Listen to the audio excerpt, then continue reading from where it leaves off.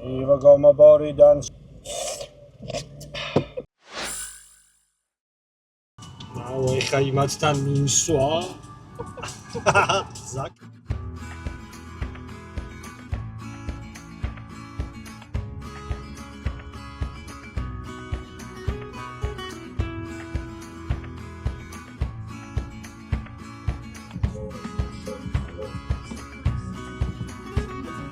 მოკლედ წამოვიდით კახეთში. ერთ წამწრებლები მომდის. მოკლედ წამოვიდით კახეთში, კერძოდ თელავში და ბაკურიანისგან განსხვავებით გადავწყვიტეთ, რომ მთელი მანქანა არ გავგონსა უგლუტენო საჭმელებით.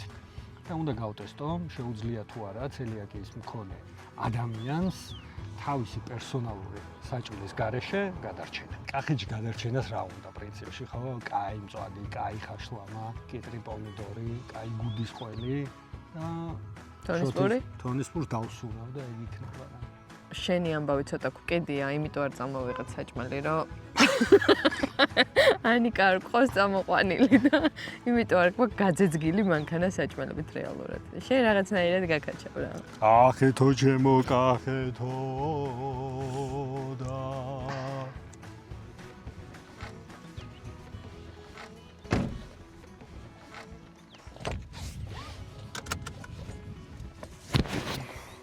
თბილისიდან რო ნაგავი წამოიღე გადააკრე? კი.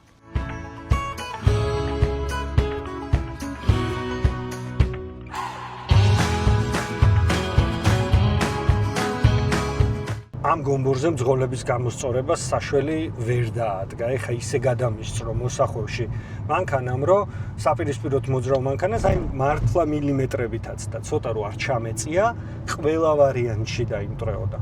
უსაფრთხოება არ უნდა ივარაუდოს ადამიანმა.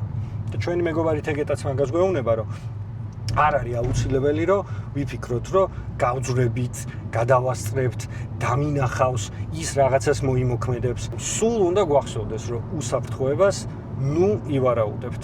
იყავით მშვიდად წყნარად და დაიცავით მოძრაობის წესები.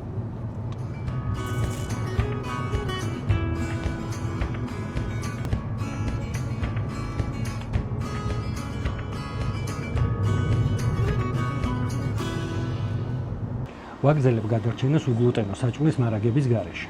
ეს უნდა გააკეთოთ ძალიან იშვიათად და არა ხშირად, რა თქმა უნდა, თუმცა ზოგჯერ შესაძლებელია.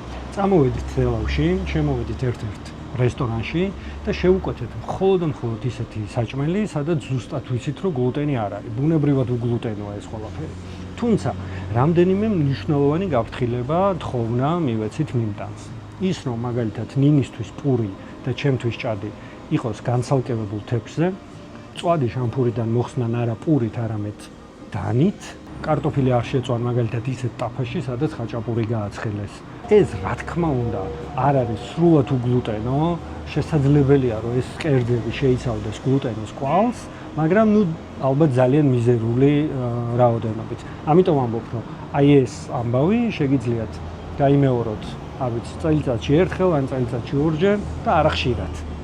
მხოლოდ გამოუვალ მდგომარეობაში. ეხლა რა თქმა უნდა არ არის გამოუვალი მდგომარეობა, ბევრი რამის მოფიქრება შეიძლება სრულად უგლუტენო საჭმელი რო ჭამოს ადამიანმა, მაგრამ ნუ ზოგჯერ შეიძლება. ვიღაცას დაარტყეს. კაიგო? ვიღაცა შეჭამეს.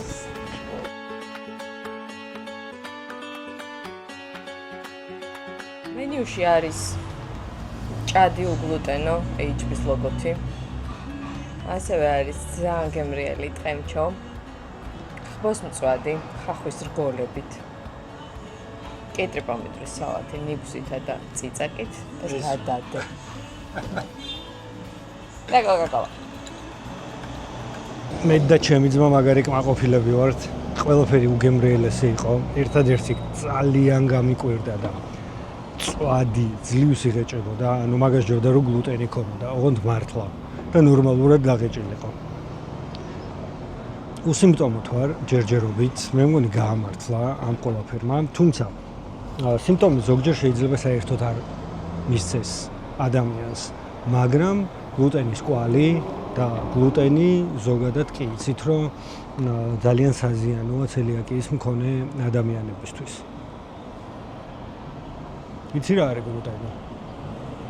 კიო. იც მე მგონი მარტო ამანიც.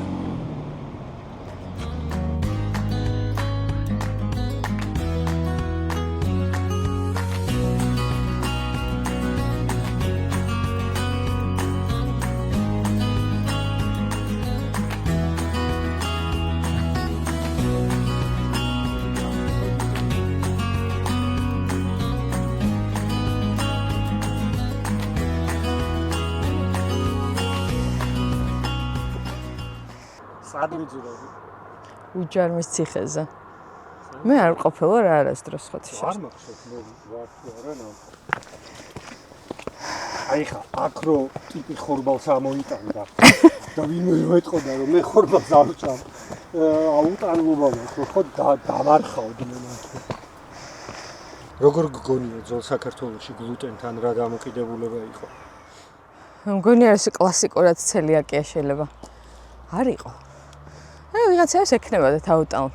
ძველ საქართველოში არ ვიცი, მაგრამ აი ჩემ ოჯახში არის ეგეთი გამოცდილება რა.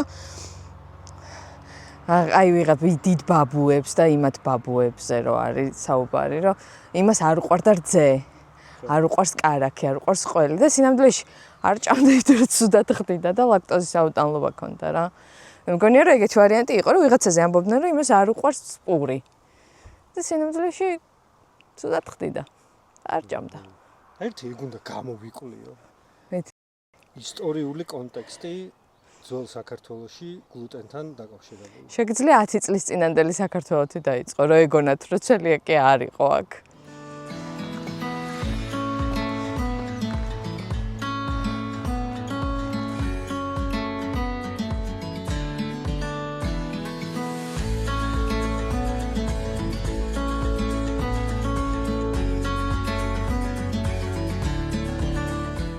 მოკლედ გადავრჩით პრინციპში, რომ შიერიც არ დავრჩი, არც მე და ნინი მით უმეტეს.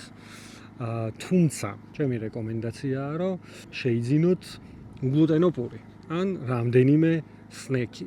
ნუ აი ღამე მომინდა რაღაც და სამწუხაროდ ღამე ვერაფერი ვერ ვიპოვე.